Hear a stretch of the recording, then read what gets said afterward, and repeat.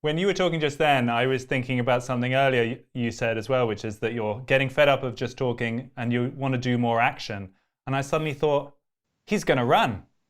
Dave Rubin is going to become a politician.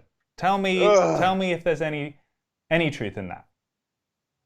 There's no truth in it, but it is not my preferred way about doing this. I like communicating ideas. I like having conversations like this. I like helping frame what I think are often very complex issues for people that are just trying to live their lives. You know, to get us to where we started, sort of, when the intellectual dark web was blowing up, and I'm sitting there with Jordan Peterson, who I think is the leading intellect of our time, and Brett Weinstein, who's an incredible biologist, and Sam Harris, who's a neuroscientist, and all of these people who are truly highly credentialed and experts in their field.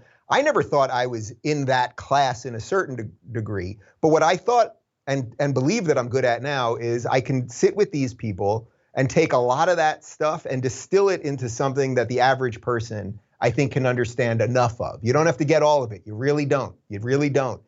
And I love that space.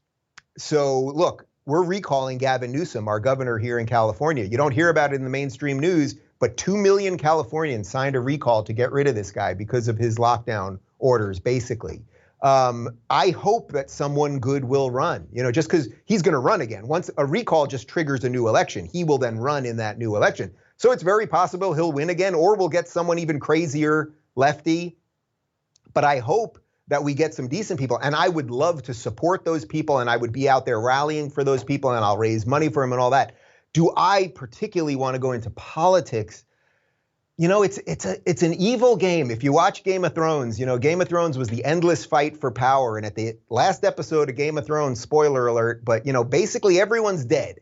There's about 6 people left, and they're pretty miserable. Is it fair to say you're thinking about it in relation to that race? Look, it sits there because people ask me about it. And I think for now, at least for now, I mean, this is truly the truth. For now, at least, my voice is better spent getting these ideas out. If there's a big announcement next week, I'm going to be really upset, Dave. So you got to tell us now. If there's a big announcement next week, I will email you beforehand. Okay, well, he said there's no truth in it, I believe was the phrase. So I think the technical term for that is a non-denial denial. Ladies and gentlemen, there's no truth. My God, that sounds like an answer of a politician. Jesus, I have to think about that. We have the kind of edges of something that feels like it might be a world exclusive there.